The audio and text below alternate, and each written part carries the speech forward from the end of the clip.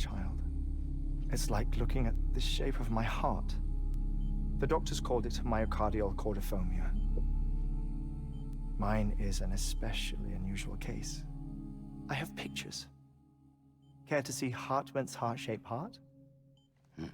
No, you really should. It doesn't run in the family. You know, I never came to terms with their loss. In the days that followed, I became obsessed with an idea that the beach is real and they are on it.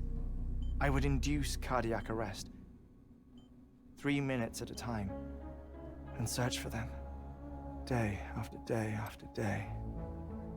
Oh, so you could say goodbye? Quite the opposite. It is said that everyone's beach is different. So what if everyone's afterlife is different too? I find the thought terrifying, spending eternity alone, which is why I decided to find my family and make sure to move on with them. You mean die with them? If death would see us reunited, then yes. But the repeated cardiac arrests took their toll on my heart. The muscle gradually deformed. And after a while, they started calling me the beach scientist. Heartman. I'm glad we could have this conversation. Oh. A body that doesn't necrotize. No sign of decomposition. It's as if she were still alive. The perfect mummy. An impeccable corpse. What's wrong? Where's the other thing you were supposed to bring? Ah, found it. Behold. Wait, dead man. It appears to be an umbilical cord. Human by the looks of it, I think. But this was no ordinary conduit between fetus and placenta. It looks more like a BT's tether. And this was Mama's? Yes. A body that doesn't necrotize and an umbilical cord connected to the beach. These are remarkable discoveries, Sam. Enough to set my sore heart racing. 5 minutes to cardiac arrest. I apologize if our conversation gets cut short. I must go back to the beach and look for my wife and child. One person, one beach. That's the rule. But I'm the exception. My beach is connected to others, as if it were the beneficiary of a coronary bypass. Maybe this twisted heart of mine made it possible. All I know is that I will find them. Even if my every visit raises new questions, I'll have my answers one day. One day. 3 minutes to cardiac arrest. The battlefields. The endless wars you found yourself trapped in. Why do World War-era soldiers wander the beach a century after they fell? Normally, the souls of the dead move on. The beach is just a corridor, a place through which they pass on the way to the other side. But if regret, resentment, a fervent desire to remain, if these feelings are powerful enough, they may give rise to an altogether different beach, a collective purgatory for an army of the damned.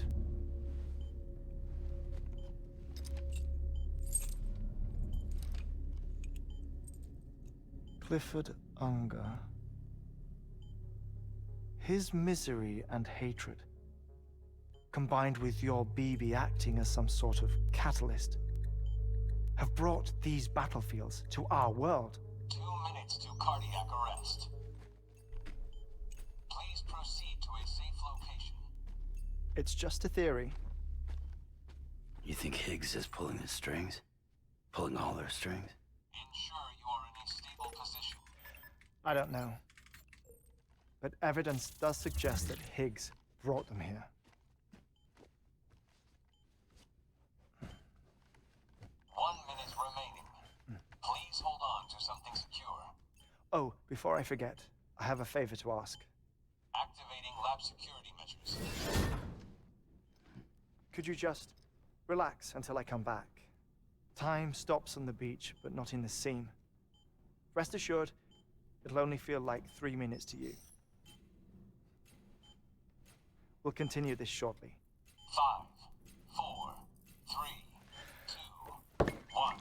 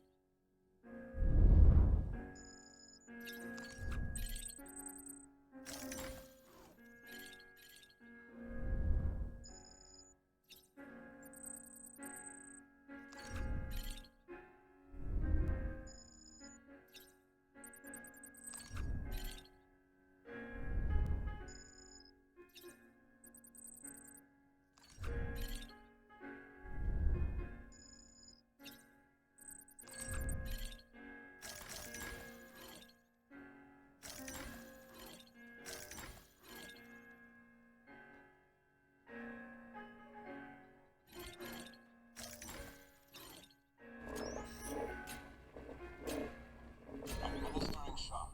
Stand clear.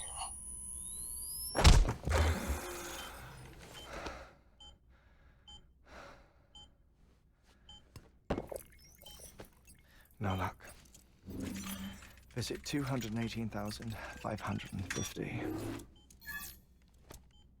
Oh, sorry. Where were we?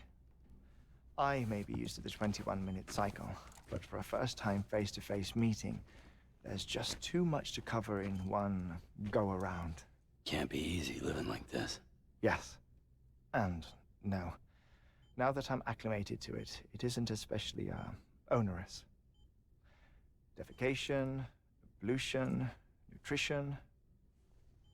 Most of life's basic functions fit rather easily into a 21-minute time slot. Sleep is the tricky one. And intercourse, I suppose. Verbal or physical. Not that someone in my position has to worry much about either. Do you read, Sam? Listen to music. Watch films? You know, I keep busy.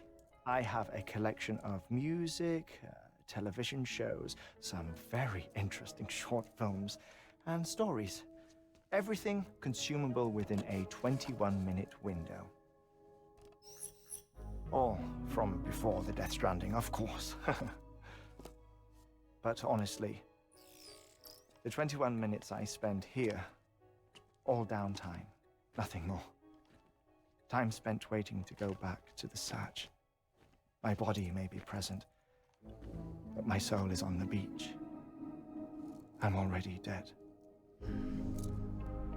I know that feeling. Lost my family in an accident. Well, I never expected you to open up to me.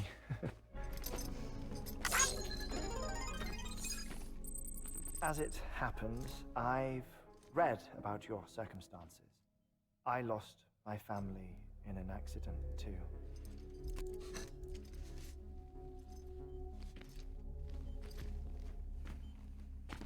I was in the ICU having heart surgery, out of town, in the city. When it was clear that I was going to pull through, my wife took my daughter back to the house to collect some things for me. And then they were caught in the void outs. The city and the hospital were spared the worst, but the shockwave knocked out the power and my life support. I woke up on the beach.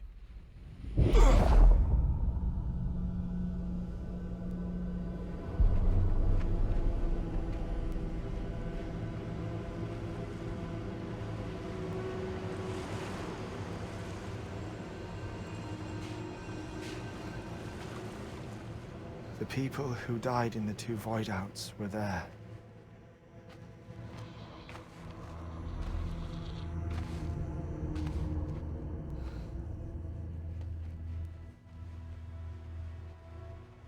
What happened? What's going on?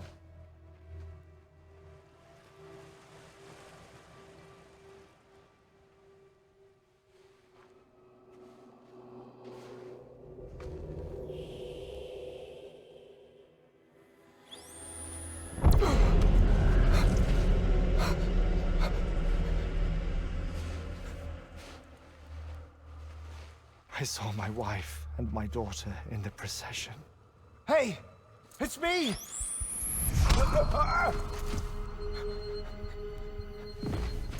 Where are you going? Wait! Don't leave without me! No! Don't go! Please, don't go!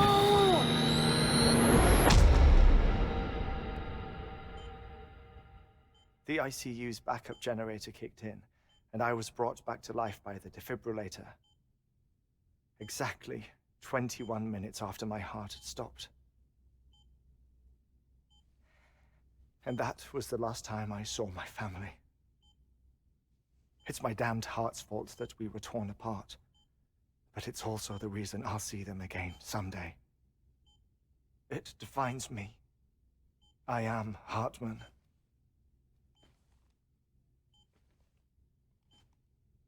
Ever since, I've walked the beaches of others. I follow my family's footsteps for a while, and when I get tired, I return here to continue my research. It's funny though, even when my heart stops, the pain lingers. You have any family photographs, Sam? Pity. 5 minutes to cardiac arrest. You mind telling me what I'm doing here before you go back to the beach? Oh, of course. There's a prepper-owned station in this area. Our scientists stationed there are researching material from before the Death Stranding. What kind of material? The Earth has a long memory. It's trying to tell a story, one that goes back to the very beginning, one that not even the Death Stranding could erase.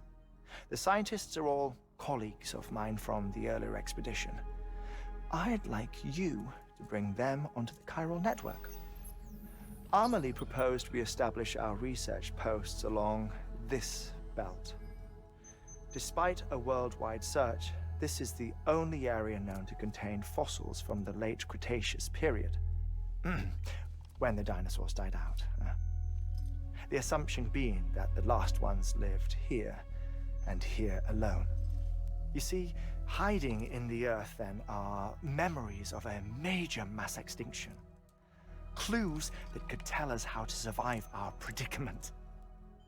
Certainly, that was Amelie's hope as part of the advanced team when she assigned our backup team here. The past informs the present and aids us in building the future. She was careful to impress that upon us before she went west. 3 minutes to cardiac arrest. Shut up. I'm putting you on mute. Sometime later, we began to observe unusual activity in the tar belts outside Edgenot City. Vast quantities of tar began surfacing, spreading, consuming many of my colleagues, as well as a chiral way station. The whole incident defied explanation. You think Higgs is to blame? I don't know, but we needed that way station. It was essential to expanding the chiral network westward. That's why I'm asking you for your help in building a new one. It won't be much given the handful of equipment we've managed to scrape together. Nothing like the knot cities, that's for sure. But a knot is still a knot. Sam, I want you to use the Cupid to put the scientists on the network, then go to Amelie. Afterwards, we can get back to the important job of researching the deaths.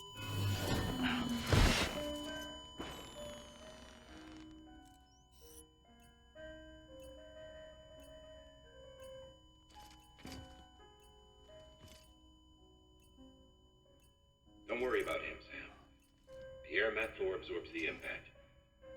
I'll unlock the door for you.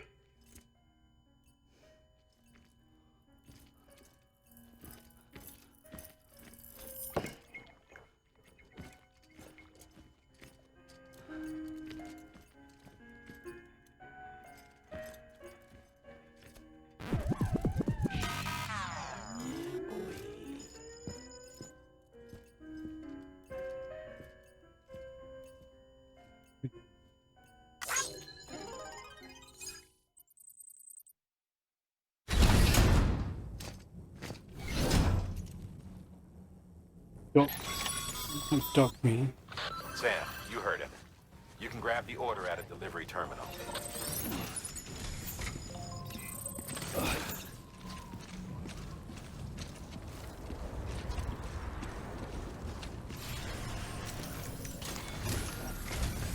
Our ultimate objective in this region is to build a replacement for a way station that was lost to the tar. The first step is to put a shelter with our scientists on the chiral network. Now, we don't know the first thing about Amelie's status or what Higgs is up to. That's a concern for us as much as you. But we won't know more until we get to Edgenot City. And that means connecting this region first. You should start with the geologist and the paleontologist. The latter's holding something for the Evo-Devo biologist, so I recommend you save her for last. That way, you can finish a delivery and link up the final site in one go. Once all three are on the grid, come back here. Then we can get to work on the replacement for that lost way station. Should we do that then?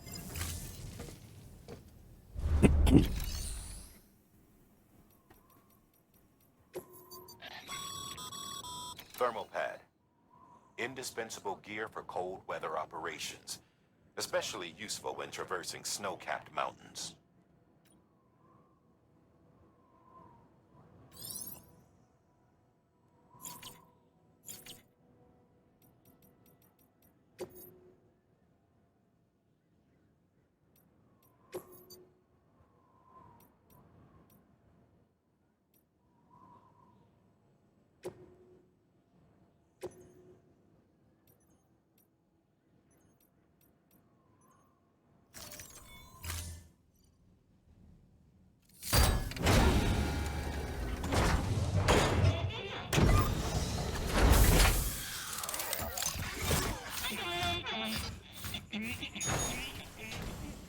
Pinching.